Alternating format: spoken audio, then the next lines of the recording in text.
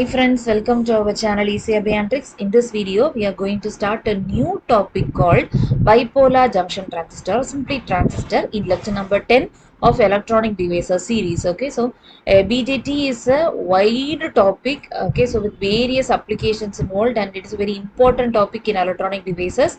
Okay, there are several important formulae involved, and we are going to discuss about everything in detail, A to Z of BJT in this video mainly. Okay, so what is BJT, what are the types of BJT, and what are the key points to be remembered in a transistor and its configurations. Okay, and its characteristics of each configuration involved, its diagram involved, and the key formulae and its applications also in detail. Okay, and whatever important topics in BJT we are going to discuss in detail, A to Z of BJT we can see in this video particularly. Okay, so watch this video till the end for better understanding. Come, let's start the video. If you haven't subscribed to our channel, do click the subscribe button and press the bell icon for further updates. Come, let's start the video. Bipolar junction transistor. Okay, so it is a three terminal device or three region device. Okay, so three region. What are the three regions? Means emitter, base and collector. Okay, so what do you mean by bipolar? Means bipolar, bi means two, right? So bipolar means the current conduction is due to two types of charge carriers, electrons and holes. Okay, unipolar means only one charge carrier is involved in current conduction. Bipolar means two charge carriers, two types of charge carriers are involved in current conduction of a BJT. Okay, and the three terminals are emitter, base and collector. Okay, so emitter, base, this it forms a junction near emitter base, and another junction is formed near base and collector, right? Correct. So there are two junctions involved, right? So there are two junctions in a BJT, and there are two types of BJT. Okay, PNP and NPN. So while referring to BJT, BJT is simply referred as a transistor alone. Okay, so whenever we are using a term transistor, means it simply refers to BJT only. Okay, yeah, field effect transistor means we will obviously say that as field effect transistor only, not simply a transistor. Okay, a transistor simply means BJT only. Keep that point in mind. Okay. Okay, so there are two types, PNP and NPN. So this is a PNP transistor and this is a NPN transistor. Okay, and this is the symbol of PNP and NPN. Okay, so in PNP, coming to PNP, the arrowhead will point towards the base. Okay, okay, so coming to NPN, the arrowhead will point away from the base. So keep this diagram in mind. Okay, so it's very important symbols. Okay, and coming to emitter, base and collector, we need to keep some points in mind. So coming to emitter, so emitter mainly its use is to supply majority charge carriers. Okay, so here coming to PNP, the majority charge carriers is holes. Okay, so here the emitter supplies holes. Okay, so to the device. Okay, so in the same way, coming to NPN, the majority charge carriers are electrons. So in this case, the emitter supplies the electrons to the device, right? Okay, and also the emitter is heavily doped comparing to other two terminals. The emitter is heavily doped region. Okay, and coming to base, so base is very lightly doped and also its area is very thin. Okay, so its area is very thin, it's a very thin region. So we can see that in the diagram also, right? So the two diagram itself we can see that the base is very thin region, right? And coming to collector, so the main purpose of collector is to collect majority charge carriers. Okay, so emitter supplies the majority charge carriers and it is collected by the collector. Okay, and it is moderately doped only. It is very moderately doped. Comparing to emitter, it is moderately doped, and comparing to area, the collector's area is very large. We can obviously see that in the diagram itself, right? Comparing to emitter and base, the collector area is more. Okay, so comparing area of emitter, base and collector, the collector's area is large, and comparing to doping, emitter, base and collector, comparing emitter, base and collector, with reference to doping, emitter is very highly doped, very heavily doped. Keep these 2 points in mind, doping and area. So that's what I have mentioned in this last 2 points. Okay, so comparing emitter, collector and base with reference to doping, emitter is heavily doped, and then the next position is collector, and the very least doped, that is very lightly doped, is base. Okay, and comparing to size, collector has the most larger size, and then the emitter, and then the base as a very thin size. Okay, so these points are very important with exam point of view. In exam point of view, I'm saying I will include a lot of points with exam point of view, so make a note on it, right? Okay. And what are the operating modes? Okay, so this is emitter, base, collector, right? There are three terminals, as I said earlier: emitter, base, collector, two junctions: emitter base junction and base collector junction, right? And there are three operating modes. We have learned about biasing modes in PN junction diode, right? In the same way, there are three modes of operation: active region or linear region, second saturation region, third cutoff region. Okay, in active region, what do you mean by active region? First, we need to know about that, right? So, what do you mean by active region? Here in active region, the emitter base junction is forward biased, and the base collector junction is reverse biased. Okay. So, do you remember? Can you remember this point? Emitter base junction is forward biased, and the base collector junction is reverse biased. Okay, the input side is forward biased, output side is reverse biased. You can keep like that in mind, right? And the second case, saturation region. Here both the emitter base and collector base both are forward biased, right? Both are forward biased mode, both are in forward biased mode. And coming to cutoff region, both are in reverse biased mode. Okay, so active region, the input side is forward biased and the output side is reverse biased. And saturation region, both are forward biased. Cutoff region, both are reverse biased. Okay, so first emitter, second base, third is collector. So we shouldn't interchange these terminals. Okay, so it will cause a confusion in future. So emitter, base, collector, keep that keep that in order, right? And in active region, the transistor is on. Okay, similarly in saturation region also the transistor is on. Okay, and in cutoff region the transistor is completely off. Usually the cutoff refers to there will be no current, right? So in cutoff region the transistor will be in off mode only. Okay, but in the other two regions it will be in off state, right? And active region, a transistor act as an amplifier. It is a very important point. Okay, in active region AA. Okay, so active region, a transistor act as an amplifier. It amplifies the input signal, right? Whatever you give, voltage signal or current signal, it amplifies the input signal. Okay, and coming to formula, the collector current will be equal to beta into IB. Here beta is the current gain.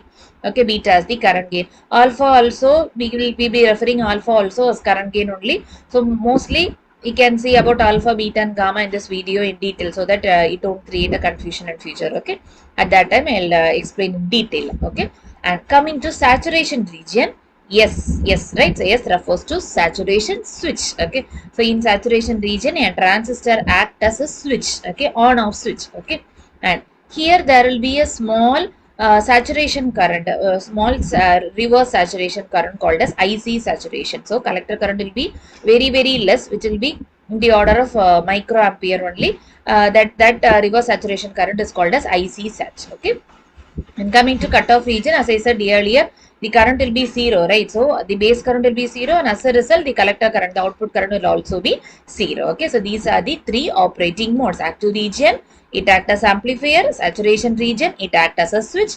Cutoff region, it is an off switch actually. Okay, so it doesn't conduct any current at all. Okay, so keep these modes in mind, and also what is the forward bias, reverse bias conditions also. Okay. And coming to operation of an NPN transistor. So this is an NPN transistor, right? N refers to an N-type semiconductor, P refers to P-type semiconductor, and N again refers to a N-type semiconductor. Here P-type semiconductor is sandwiched between two N-type semiconductors, right? So just a small recap, right? In N-type semiconductor, electrons are the majority charge carriers, hence it is a negative device, right? And here the P-type is a P-type semiconductor, holes are the majority charge carrier, so it is a positive type of device, right? Okay, so keep this point in mind. Okay, and coming to NPN transistor, this is a symbol, right? N, this is N, this is P and N, right? N, P, N. Okay, N, P, N. So the arrowhead is away from the base, correct? Base, okay, base terminal. Okay, as I said earlier, right? And this is the input current IB, IC and IE. Okay, and this is the input voltage VBB, This is the base resistance, collector resistance, and this is the output voltage VCC. Okay, the same concept, same terminals have been included here also. Okay, now coming to its operation, we need to keep this point in mind. Usually while discussing about operation, we'll be keeping the transistor in active region. Okay, keeping the transistor in active region. What region? Active region. So what do you mean by active region? In active region, the emitter base junction is forward biased and the base collector junction is reverse biased, right? What is forward bias? Positive is connected to positive terminal of the battery and negative side of the device is connected to the negative side of the battery. What do you mean by reverse bias? Positive side is connected to negative terminal of the battery and negative side is connected to positive terminal of the battery, vice versa, right? Okay, so இந்த இப்ப நீங்க பாருங்க n டைப்ல உங்களுக்கு majority charge careers ஒரு electrons ரைட்டா, அப்ப இது நெகட்டிவ் சைடு தானே, இப்ப நெகட்டிவ் அப்படியே எடுத்து நெகட்டிவ் கனெக்ட் பண்ணியிருக்கோம், ஏன்னா இந்த சைடு ஃபார்வர்ட் பயாஸ் தானே பண்ணணும். அதே மாதிரி இந்த பி டைப் இருக்குல்ல, அதானே பேஸ் இங்க கரெக்டா. பி டைப்னா holes are the majority charge carriers, அப்ப இது பாசிட்டிவ் சைடு இல்லையா, அந்த பாசிட்டிவ் எடுத்து பாசிட்டிவ் கூட கனெக்ட் பண்ணியிருக்காங்க, கரெக்ட் தானே, புரியுதா? இது நெகட்டிவ், இது பாசிட்டிவ். அப்போ negative side to negative terminal of the battery and positive side to positive terminal of the battery. இதுதான் forward bias ன்னு சொல்றோம். ஓகேவா? அதே மாதிரி ரிவர்ஸ் பயாஸ் பாருங்க, இது பாசிட்டிவ் சைடு இல்லையா, பி டைப் இல்லையா, பாசிட்டிவ் சைடு எடுத்து நெகட்டிவ் டெர்மினலுக்கு கனெக்ட் பண்ணியிருக்காங்க, ஏன்னா ரிவர்ஸ் பயாஸ் இல்ல. அதே மாதிரி என் டைப்புங்கும் போது அதுல majority charge carriers are electrons, அப்போது நெகட்டிவ் சைடு இல்லையா, so negative side of the device எடுத்துட்டு positive terminal of the battery கூட கனெக்ட் பண்ணியிருக்கோம், ஆப்போசிட்டா இல்லையா, அப்ப இது ரிவர்ஸ் பயாஸ். அப்ப இதுதான் ஆக்டிவ் ரீஜன்ல ஆப்ரேட் ஆகிற டிரான்சிஸ்டர். சொல்றது புரியுதா? அப்போ எப்பவுமே ஒரு டிரான்சிஸ்டரோட ஆப்ரேஷனை பத்தி படிக்கும் போது ஆக்டிவ் ரீஜன்ல வச்சுதான் படிப்போம், ஏன்னா ஒரு சைட் ஃபார்வர்ட் பயாஸ், இன்னொரு சைட் ரிவர்ஸ் பயாஸ் வச்சு படிக்கும் போது எப்படி அது ஆம்பிளிஃபையரா ஆக்ட் ஆகுது, இந்த மாதிரி நம்ம டீட்டெயிலா படிக்கிறதுக்கு யூஸ் ஆகும், அதுக்காக தான். ஓகே, ஸோ இப்போ எப்படி இதோட ஆப்ரேஷன் நடக்குதுங்கிறது பார்க்கலாம்.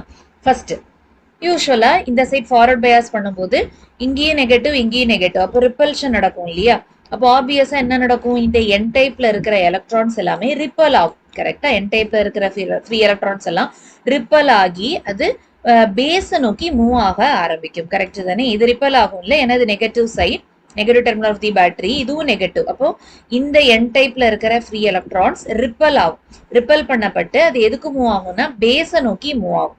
ஓகேவா, பேஸ நோக்கி மூவ் ஆகும்போது இந்த இடத்துல கரெக்டா இந்த எமிட்டர் பேஸ் ஜங்ஷன்ல ஒரு ரீகாம்பினேஷன் நடக்கும். ஓகேவா, ஸோ இந்த ஃப்ரீ எலக்ட்ரான்ஸ் மூவ் ஆகுது இல்ல, ஸோ அந்த ஃப்ரீ எலக்ட்ரான்ஸ் தான் கான்ஸ்டிடியூட் எமிட்டர் கரண்ட். ஓகே தானே, புரியுதா? இப்போ அந்த ஃப்ரீ எலக்ட்ரான்ஸ் பேஸ நோக்கி போய் பேஸ்ல இருக்கிற ஹோல்ஸ் கூட ரீகாம்பினேஷன் அண்டர்கோ பண்ணும், புரியுதா? ரீகாம்பினேஷன் அண்டர்கோ பண்ணும்.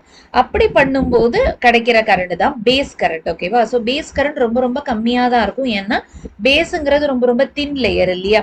ஓகேவா, ஸோ அதோட விட்டு ரொம்ப ரொம்ப கம்மி, கரெக்டா. அதனால கிட்டத்தட்ட ஒரு 2 to 5% of free electrons from the emitter தான் இதுல ரீகம்பைன் ஆகும் தி ஹோல்ஸ் இன் தி பேஸ். புரியுது இல்ல, ஒரு 2 to 5% தான் இங்க ரீகாம்பினேஷன் நடக்குமே, அதனால பேஸ் கரண்ட்ங்கிறது ரொம்ப ரொம்ப கம்மியா தான் இருக்கும்.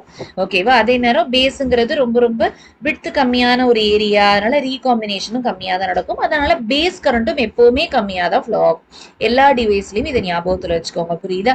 ஓகேவா, ஸோ அது ஒண்ணு. ஓகேவா, இப்போ மீதி இருக்கிற அந்த 95% to 98% ஃப்ரீ எலக்ட்ரான்ஸ் பேஸ்ல இருந்து அகைன் கலெக்டரை நோக்கி மூவ் ஆகும். இந்த கலெக்டர் என்ன பண்ணும்னா இந்த மெஜாரிட்டி சார்ஜ் கேரியர்ஸை கலெக்ட் பண்ணிக்கும். ஓகேவா, ஸோ இந்த இடத்துல ஃப்ளோ ஆகிற கரண்ட் தான் இப்போ கலெக்டர் கரண்ட்னு சொல்றோம். ஸோ அதனாலேயே கலெக்டர் கரண்ட் ரொம்ப அதிகமா இருக்கும். Emitter current, base current, collector current மூணுத்தையும் கம்பேர் பண்ணும்போது கலெக்டர் கரண்ட் தான் ஜாஸ்தியா இருக்கும். அடுத்தது எமிட்டர் கரண்ட். ரொம்ப லீஸ்ட் ஃப்ளோயிங் கரண்ட் அப்படின்னா பேஸ் கரண்ட் தான், இது ஞாபகத்தில் வச்சுக்கோங்க, புரியுதா? ஓகேவா, அப்போ கலெக்டர் கரண்ட் தான் ரொம்ப ஜாஸ்தியா இருக்கும். ஏன்னா கிட்டத்தட்ட 95 to 98% free electrons from emitter கலெக்டர்ல தான் உங்களுக்கு என்ன ஆகும், ஜாயின் ஆகும். ஸோ அது கலெக்டர் தான் அந்த ஃப்ரீ எலக்ட்ரான்ஸை கலெக்ட் பண்ணிக்கும், புரியுது இல்ல.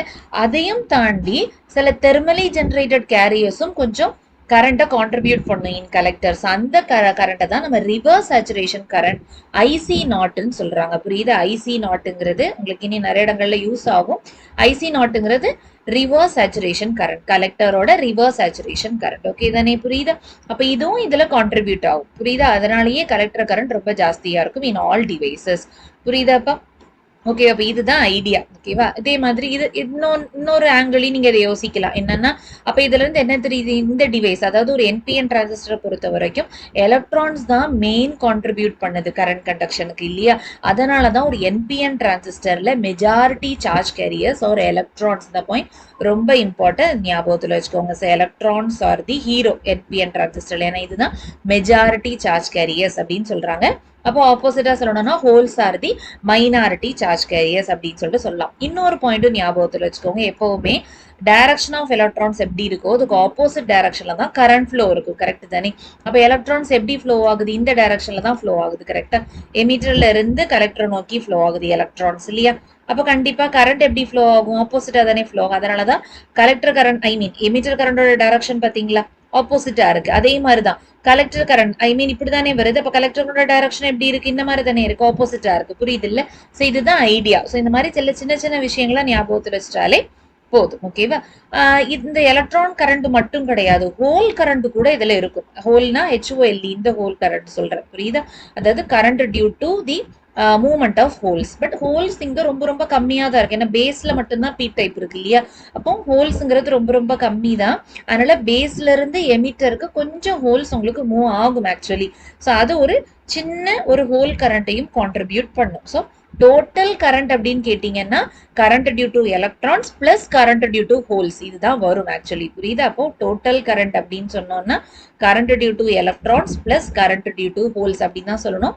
பட் இதுல இந்த கரண்ட் டியூ டு எலக்ட்ரான்ஸ் தான் ரொம்ப அதிகமா இருக்கும்.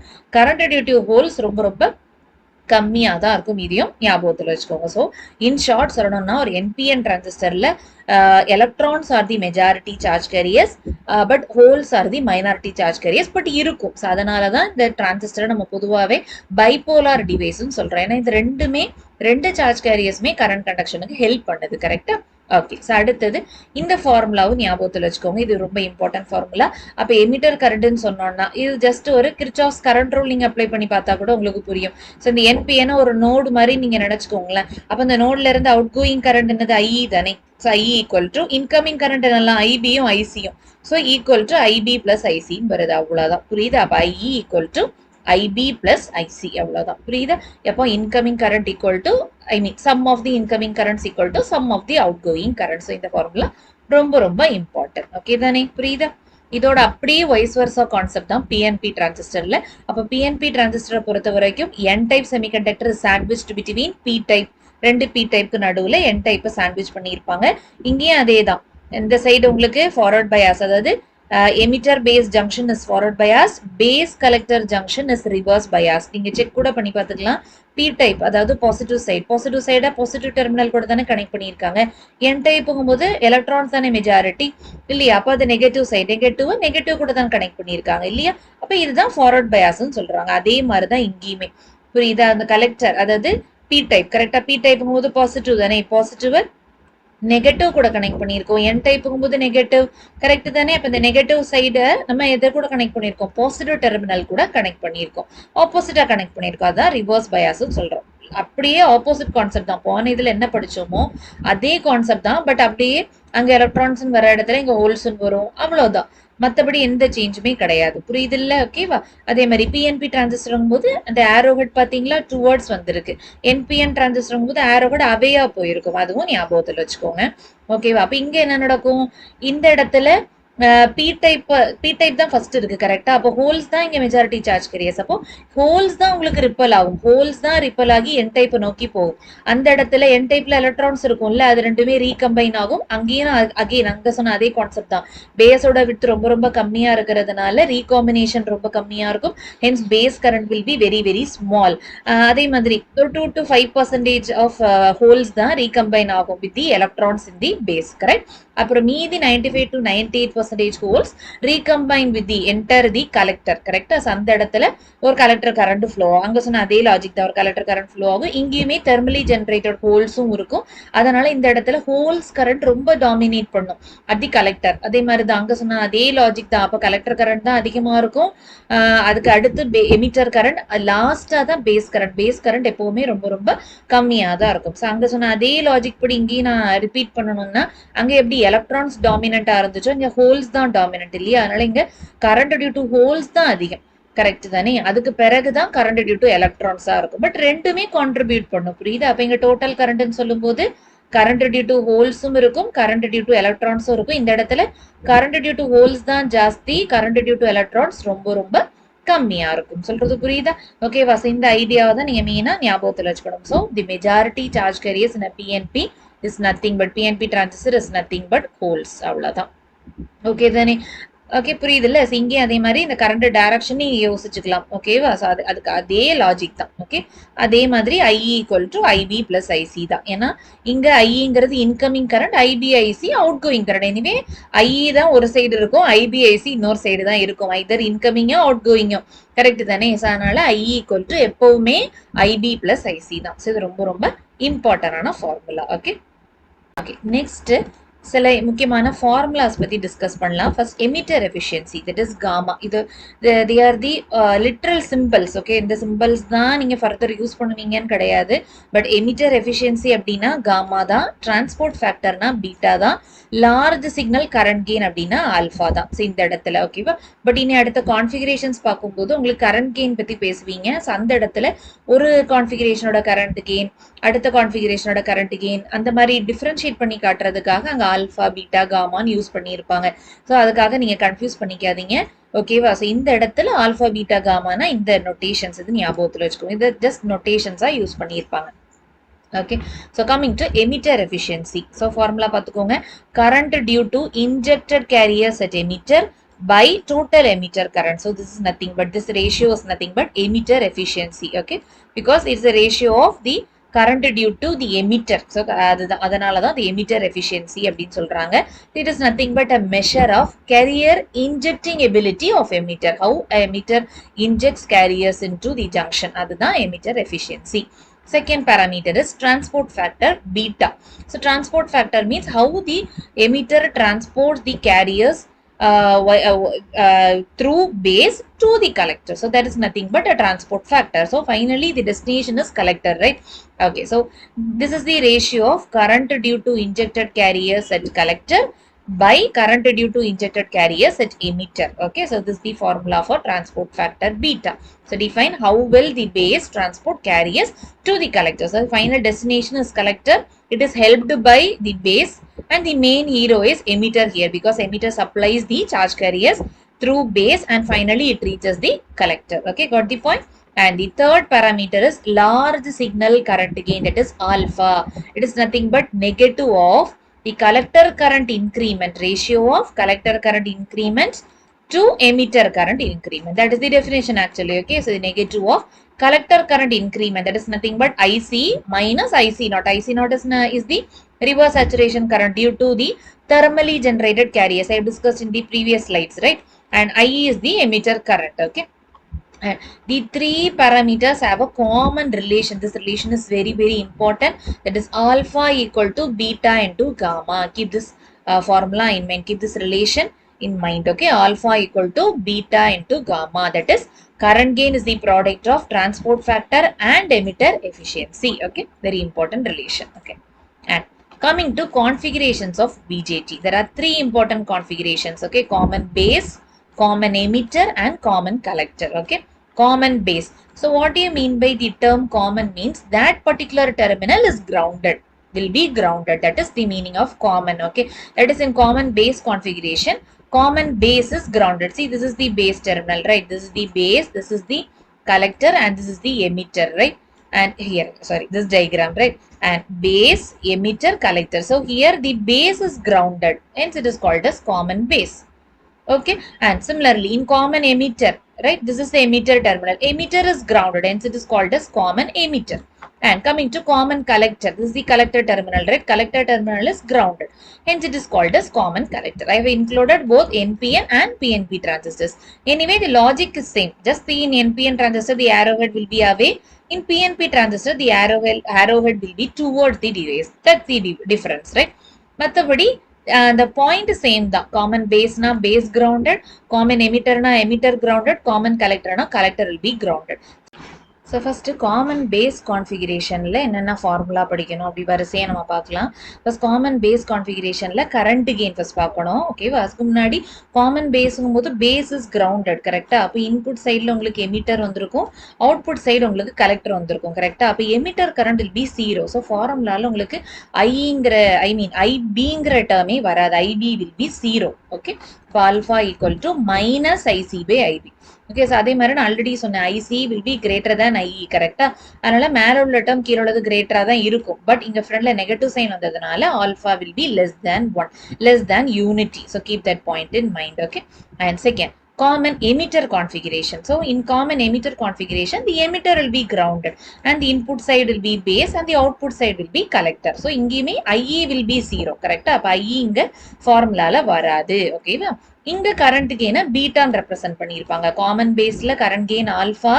ஓகேவா? அங்க ஐபி 0 கரெக்ட் தானே? ஏன்னா காமன் பேஸ். காமன் எமிட்டர்ல current gain is beta. Common எமிட்டருங்கிறதுனால இங்க ஐஇ 0வா இருக்கும். ஃபார்முலால ஐஇ வராது. ஸோ பீட்டாக்கு ஃபார்முலா பாருங்க, IC by IB. Okay, so output current that is collector current by input current என்னது? Base current IC by IB. Okay, இங்கேயுமே IC will be greater than IB obviously இல்லையா? Base current be very very less. So IC will be greater than IB, hence beta is obviously greater than 1. ஏன்னா இது positive தான். Usually beta எப்படி இருக்கும்னா 20ல இருந்து 300க்குள்ள இருக்கும். ஓகேவா? ஸோ நெக்ஸ்ட் ஆல்ஃபாக்கும் பீட்டாக்கும் என்ன ரிலேஷன், அதுவும் நீங்க கண்டிப்பா படிக்கணும். அது ரொம்ப இம்பார்ட்டன்டான ஃபார்முலா. ஆல்ஃபாங்கும் போது ஆல்ஃபானா என்னது? Current gain in common base configuration. பீட்டானா current gain in common emitter configuration. Okay, so this is the relation alpha equal to beta by 1 plus beta. Okay, அல்லது இதுல இருந்து நீங்க டெரைவ் பண்றதா இருந்தா பீட்டாக்கு சொல்லணும்னா beta equal to alpha by 1 minus alpha. இந்த ரெண்டு ஃபார்முலாவுமே, இந்த ரெண்டு ரிலேஷனுமே ரொம்ப ரொம்ப இம்பார்ட்டன்ட். ஞாபகத்தில் வச்சுக்கோங்க. Third, common collector configuration. So common கலெக்டர்ல collector terminal is grounded. So IC will be 0 correct? அதே மாதிரி இப்போ ஃபார்முலால ஐசிங்கிற டேர்மே வராது. இது ஞாபகத்தில் வச்சிட்டாலே போதும். ஓகேவா? ஸோ அதுக்கு பிறகு இன்புட் உங்களுக்கு பேஸா இருக்கும், அவுட்புட்டுங்கிறது எமிட்டரா இருக்கும். So gamma current gain of common கலெக்டருங்கும் போது காமான்னு ரெப்ரசென்ட் பண்ணுவோம். இப்போ gamma equal to output current that is IE by input current that is IB. Okay, so இங்கேயும் அதே மாதிரி தான். ஐபிங்கிறது கண்டிப்பா லெஸ் தான், ஐஇ தான் கிரேட்டரா இருக்கும் தேன் ஐபி இல்லையா? அப்போ காமா கண்டிப்பா கிரேட்டர் தேன் 1 தான் இருக்கும். இதுவும் ஞாபகத்தில் வச்சுக்கோங்க. ஓகேவா?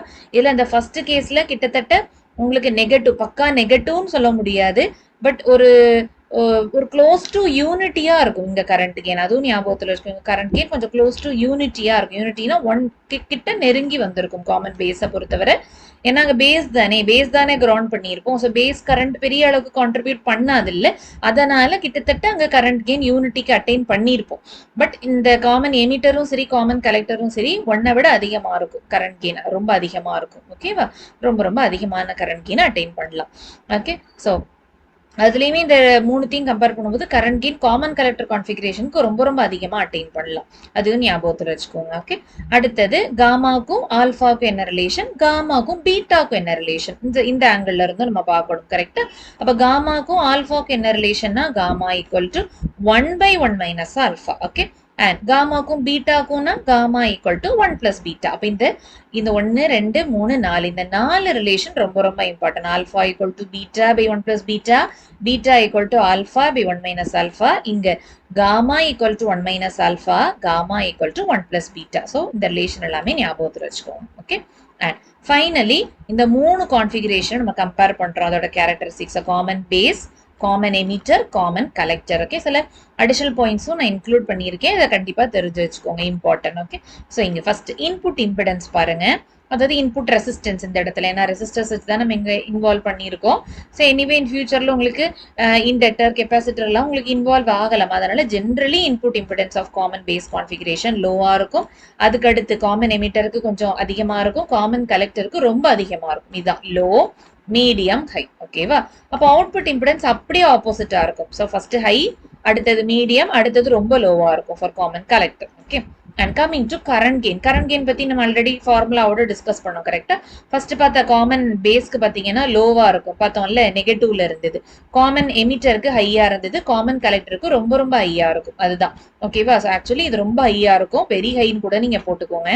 ஓகேவா? அடுத்தது வோல்டேஜ் கெயின் பாத்தீங்கன்னா அதுக்கு அப்படியே ஆப்போசிட், இங்க ஹையா இருக்கும், இங்க ஹையா இருக்கும், இங்க கிட்டத்தட்ட வோல்டேஜ் கெயின் லோ தான், பட் கிட்டத்தட்ட யூனிட்டி அட்டைன் பண்ற மாதிரி வரும், க்ளோஸ் டு யூனிட்டி. ஸோ பக்கா யூனிட்டி ஐடியல் கேஸ் எங்கேயுமே கிடையாது இல்லை. ஸோ க்ளோஸ் டு யூனிட்டின்னு வேணா சொல்லலாம். ஸோ லாஸ்டா பவர் கெயின். பவர் கெயின் பார்த்தோம்னா இது மீடியமா இருக்கும், ஓரளவுக்கு நார்மலா இருக்கும். பவர் கெயின் காமன் எமிட்டருக்கு தான் ஜாஸ்தி, ஸோ அது ஞாபகத்துல வச்சுக்கோங்க. அதே மாதிரி காமன் கலெக்டருக்கு பவர் கெயின் ரொம்ப ரொம்ப லோவா இருக்கும். ஸோ இந்த ஒரு மெயின் அட்வான்டேஜ்னால தான் காமன் எமிட்டர் டைப் ஆம்பிளிஃபையரை நம்ம voltage and power amplifiers, current amplifiers எல்லாம் நம்ம யூஸ் பண்ணுவோம். புரியுதா? இதோட வோல்டேஜ் கெயின் பவர் கெயின் ரொம்ப அதிகமா இருக்கும். எல்லாமே அதிகம் பாத்தீங்களா?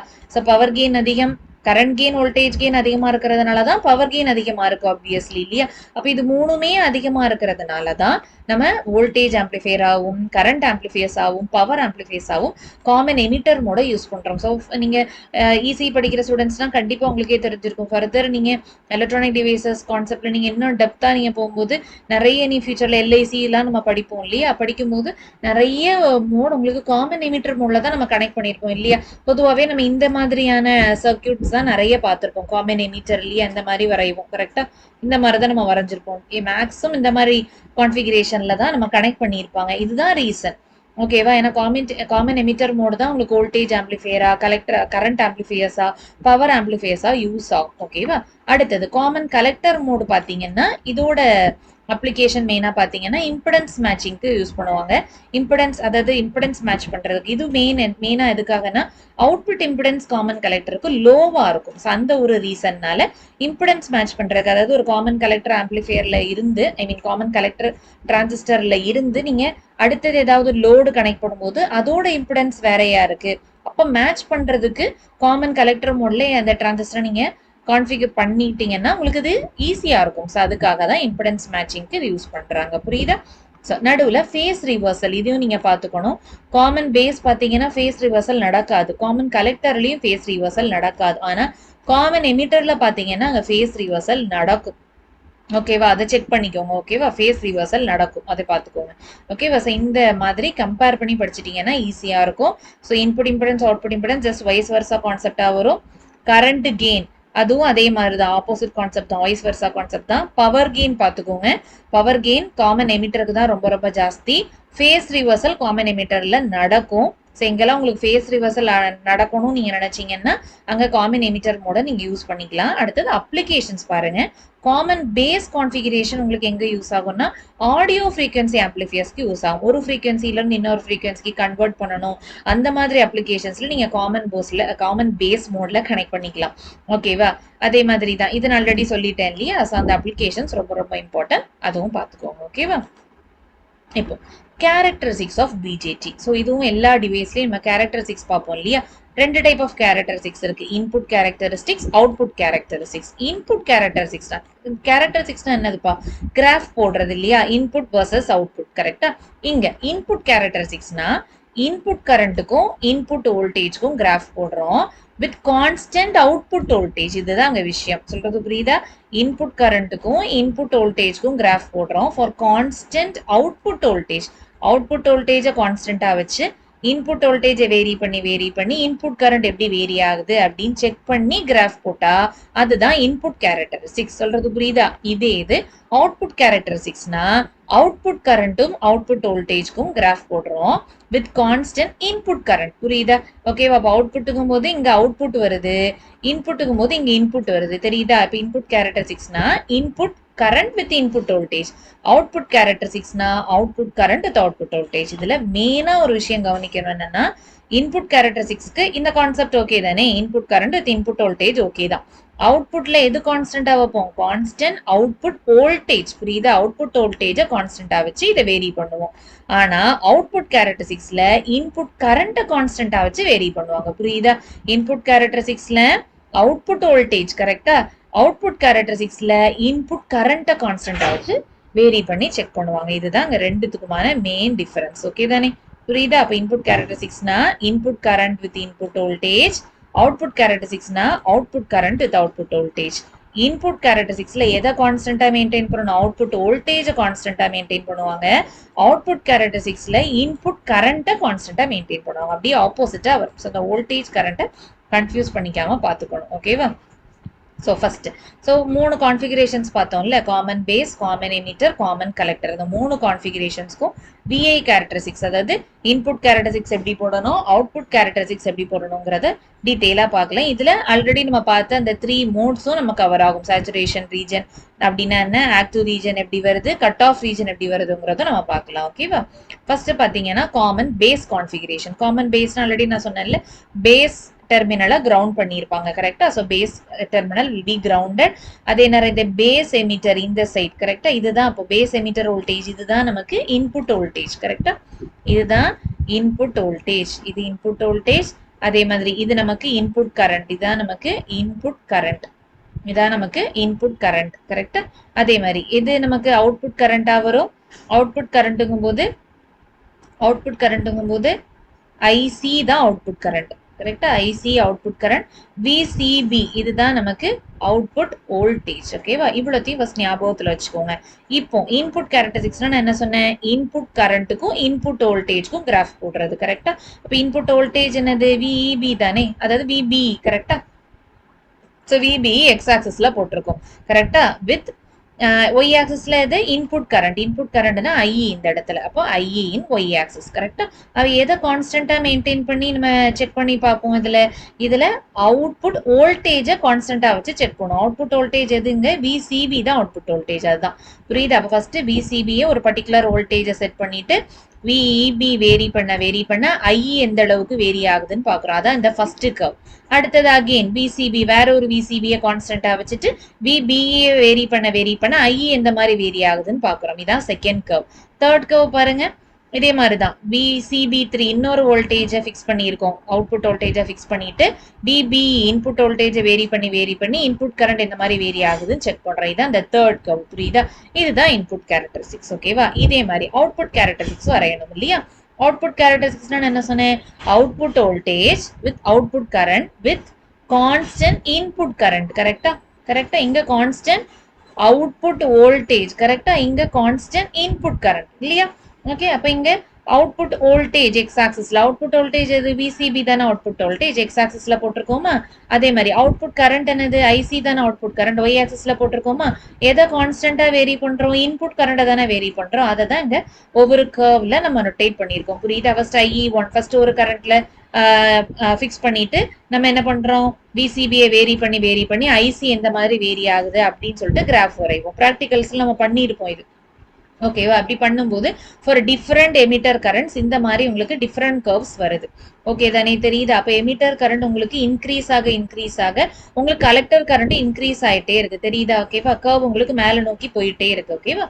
இதுல இந்த ரீஜன் தான், அதாவது இந்த பிசிபி 0க்கும் கம்மியா நீங்க வச்சிருக்கும் போது, அதாவது நெகட்டிவ் ரிவர்ஸ் பயாஸ் வோல்டேஜ்ல வச்சிருக்கும் போது உங்களுக்கு என்ன ஒரு ரீஜன், ஒரு சுவிட்ச் மாதிரி ஆக்ட் ஆகும் இந்த டிரான்சிஸ்டர். அந்த ரீஜனை தான் சேச்சுரேஷன் ரீஜன் சொல்லுவோம். புரியுதா? இந்த இடத்துல வோல்டேஜ் கூட்ட உங்களுக்கு கரண்ட்டும் கிராஜுவலி கூடிட்டே இருக்கும். அதனாலதான் இந்த ரீஜன் நம்ம சேச்சுரேஷன் ரீஜன் சொல்றோம். ஸோ ஒன்ஸ் 0 வோல்ட்டை தாண்டும் போது நீங்க விசிபியை கூட்ட கரண்ட், கலெக்டர் கரண்ட் உங்களுக்கு கூடவே செய்யாது, கான்ஸ்டன்டா மெயின்டைன் ஆகும். அந்த ரீஜனை தான் நம்ம ஆக்டிவ் ரீஜன் சொல்றோம். புரியுதா?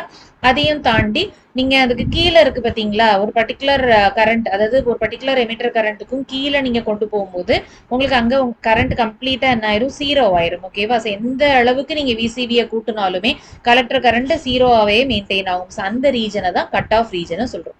இந்த ஐடியா தான் உங்களுக்கு அடுத்த 2 கான்ஃபிகரேஷன்ஸ்க்கும் யூஸ் ஆகும். மற்றபடி நான் ஆல்ரெடி சொன்ன மாதிரி தான், காமன் பேஸ்னா பேஸ் கிரவுண்டட், காமன் எமிட்டருங்கும் போது எமிட்டர் கிரவுண்ட் பண்ணியிருப்போம் இல்லையா? அதே மாதிரி எது இன்புட் வோல்டேஜ், எது இன்புட் கரண்ட், எது அவுட்புட் வோல்டேஜ், எது அவுட்புட் கரண்ட்ங்கிறது ஃபிக்ஸ் பண்ணிட்டீங்கனாலே இந்த கிராஃபை நீங்க ஈஸியா வரைஞ்சிடலாம். மற்றபடி இதே லாஜிக் தான். ஸோ இது உங்களுக்கு கிளியரா புரிஞ்சிருச்சுனாலே அடுத்த 2 கான்ஃபிகரேஷனும் இதே லாஜிக் தான். சொல்றது புரியுதா? ஓகேவா? ஸோ அடுத்தது பார்த்தீங்கன்னா காமன் எமிட்டர். ஸோ இந்த இடத்துல எமிட்டர் கிரவுண்டட். கரெக்ட் தானே? Emitter will be grounded. இங்கேயும் அதே தான், எது இன்புட் கரண்ட் அதெல்லாம் நம்ம பார்க்கணும். கரெக்டா? இதுல பார்த்தீங்கன்னா இதுதான் இன்புட் கரண்ட். கரெக்டா? இது இன்புட் கரண்ட். அதே மாதிரி இன்புட் வோல்டேஜ் எதுன்னா பிக்கும் ஈக்கும் நடுவில், இதான் இன்புட் வோல்டேஜ் இல்லையா? அடுத்தது அவுட்புட் கரண்ட் பார்த்தீங்கன்னா அவுட்புட் கரண்ட். கரெக்டா? அவுட்புட் கரண்ட்னா இந்த இடத்துல ஐசி தான் அவுட்புட் கரண்ட், ஏன்னா இது கம்ப்ளீட்டா 0 ஆயிரும் இல்லையா? ஓகேவா? அவுட்புட் கரண்ட் இதுதான் அவுட்புட் கரண்ட், ஐசி தான் அவுட்புட் கரண்ட். அப்புறம் அவுட்புட் வோல்டேஜ் தெரியணும், பிசி தான் அவுட்புட் வோல்டேஜ். புரியுதா?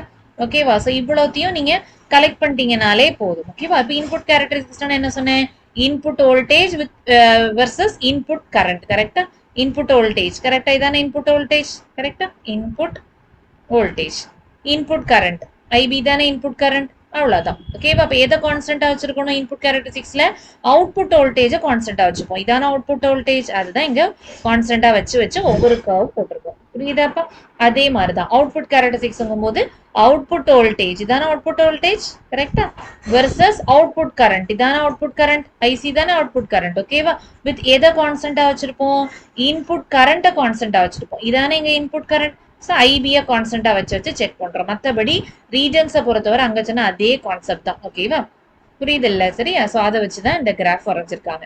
தேர்டா காமன் கலெக்டர் கான்ஃபிகரேஷன்ஸ். இதுல கலெக்டரை கிரவுண்ட் பண்ணிருப்பாங்க. கரெக்டா? Collector will be grounded. அப்ப இந்த இடத்துல பாத்தீங்கன்னா இதுதான் இன்புட் வோல்டேஜ், இதுதான் இன்புட் கரண்ட். ஐபி தான் இன்புட் கரண்ட். கரெக்டா? அதே மாதிரி ஐசி இங்க 0வா இருக்கும். இதுதான் அவுட்புட் கரண்ட், இதுதான் அவுட்புட் வோல்டேஜ். ஓகேவா?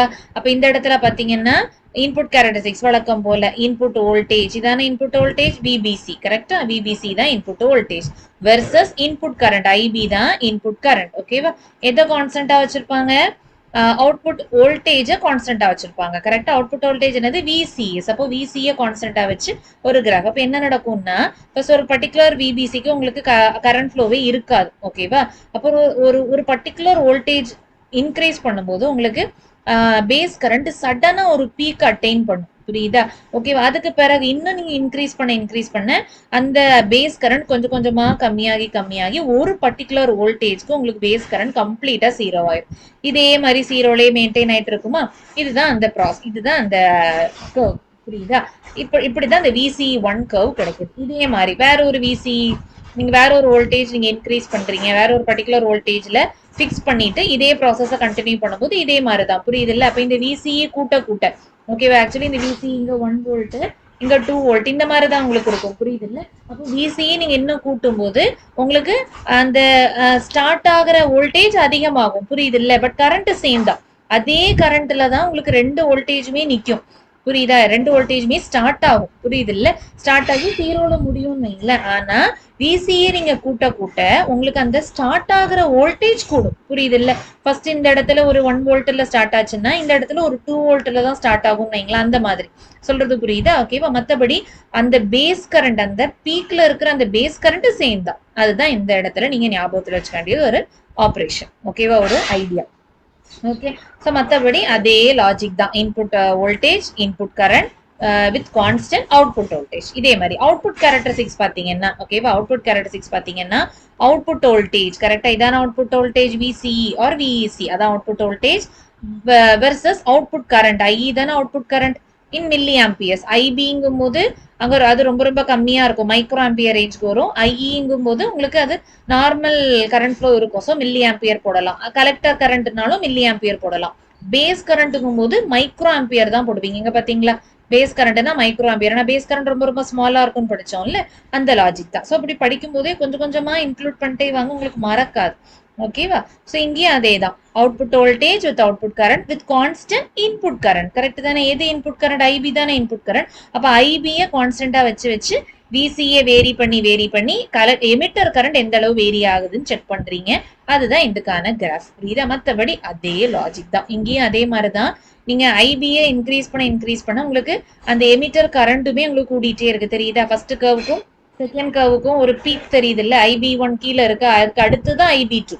புரியுது இல்ல? அப்போ ஐபி, அதாவது பேஸ் கரண்ட் நீங்க கூட்ட எமிட்டர் கரண்ட் உங்களுக்கு இன்க்ரீஸ் ஆயிட்டே இருக்கிறது ஆப்வியஸா கேரக்டரிஸ்டிக்ஸ்ல தெரியுது. இதுக்காக தான் நம்ம கர்வ் போடுறோமே, எந்த மாதிரி பிஹேவ் பண்ணுது ஒரு டிரான்சிஸ்டர், எந்தெந்த கான்ஃபிகரேஷன்ல எந்த மாதிரி பிஹேவ் பண்ணுது, எந்த கான்ஃபிகரேஷன் எதுக்கு, எந்த அப்ளிகேஷன்ஸ்க்கு யூஸ்ஃபுல்லா இருக்குங்கிறத கேரக்டரிஸ்டிக் மூலமா நீங்க கிளியரா தெரிஞ்சுக்கலாம். இதுதான் ஐடியா. ஓகேவா? ஸோ லாஸ்டா இந்த 3 கான்செப்டை பத்தி தெரியணும். பொதுவாகவே டிரான்சிஸ்டர் படிச்சு முடிக்கும் போது இந்த 3 கான்செப்ட் பத்தி கண்டிப்பா தெரியணும். ஓகேவா? அதுதான் first early effect. Early effect என்னன்னா, இப்ப இந்த 3 கான்ஃபிகரேஷன்ஸ் பத்தி நம்ம பார்த்தோம் இல்லையா? ஸோ அவுட்புட் ரிவர்ஸ், அதாவது ஒரு சைடில் ஃபார்வர்ட் பயாஸ், அதாவது இன்புட் சைட் ஃபார்வர்ட் பயாஸ் போட்டிருப்போம், அவுட்புட் சைட் ரிவர்ஸ் பயாஸ் போட்டிருப்போம் இல்லையா. ஆல்ரெடி நம்ம பிஎன் ஜங்ஷன் டயோட்ல பார்த்தோம். ரிவர்ஸ் பயாஸ் வோல்டேஜை கூட்ட கூட்ட அந்த டிப்ளேஷன் ரீஜனோட வித் இன்க்ரீஸ் ஆயிட்டே இருக்கும்னு பார்த்தோம், ஞாபகம் இருக்கா. அப்ப இங்கேயுமே அதே தான், அந்த அவுட்புட் ரிவர்ஸ் வோல்டேஜ் நீங்க இன்க்ரீஸ் பண்ண அந்த பேஸ் ஜங்ஷன் இருக்குல்ல, இதர் கலெக்டர் பேஸ் ஜங்ஷனா இருக்கலாம் ஒரு எமிட்டர் பேஸ் ஜங்ஷனா இருக்கலாம், அந்த கான்ஃபிகரேஷனை பொறுத்து. அதனால ஜென்ரலி நான் பேஸ் ஜங்ஷன் போட்டுட்டேன், ஓகேவா. ஏன்னா ரெண்டு மோட்லயுமே உங்களுக்கு வரும், அதனால நான் சொல்றேன், புரியுது. அப்ப இந்த base junction is more reverse bias ஆகும். அதனால டிப்ளேஷன் லேயர் வித் இன்க்ரீஸ் ஆகுமா. டிப்ளேஷன் லேயர் வித் இன்க்ரீஸ் ஆக ஒரு கட்டத்துல பேஸோட எஃபெக்டிவ் வித் உங்களுக்கு கொஞ்சம் கொஞ்சமா கம்மி ஆகும், கரெக்ட் தானே. ஏன்னா டிப்ளேஷன் ரீஜன் வித் கூட கூட உங்களுக்கு பேஸ் ஆல்ரெடி தின் தான், கரெக்ட் தானே. அப்போ இந்த effective width of the base உங்களுக்கு கொஞ்சம் கொஞ்சமா குறைய ஆரம்பிக்கும். அதனால பேஸ்ல நடக்கிற ரீகாம்பினேஷன் இன்னும் குறையும். ஆல்ரெடி நான் ரீகாம்பினேஷன் பத்தி பேசுறேன், ஞாபகம் இருக்கா. எலக்ட்ரான்ஸும் ஹோல்ஸ் ரீகம்பைன் ஆகும்னு பார்த்தோம்ல, அந்த ரீகாம்பினேஷன் ரொம்ப குறையும். ரீகாம்பினேஷன் குறையும் போது பேஸ் கரண்ட் இன்னும் டிக்ரீஸ் ஆகும். ஆல்ரெடி பேஸ் கரண்ட் கம்மி தான், கரெக்ட் தானே. இந்த மாதிரி நீங்க ரிவர்ஸ் பயாஸ் அவுட்புட் வோல்டேஜை கூட்ட கூட்ட இன்னும் உங்களுக்கு பேஸ் கரண்ட் கம்மி ஆகும். இந்த எஃபெக்ட் தான் இயர்லி எஃபெக்ட்னு சொல்றோம். இதுக்கு இன்னொரு பேரு தான் பேஸ் வித் மாடுலேஷன் அப்படின்னு சொல்லி சொல்றாங்க. ஏன்னா பேஸோட வித்து தானே சேஞ்ச் ஆகுது, அதனால. ஓகே தானே, புரியுதா. ஸோ இதுதான் early effect or base width modulation, ஓகேவா.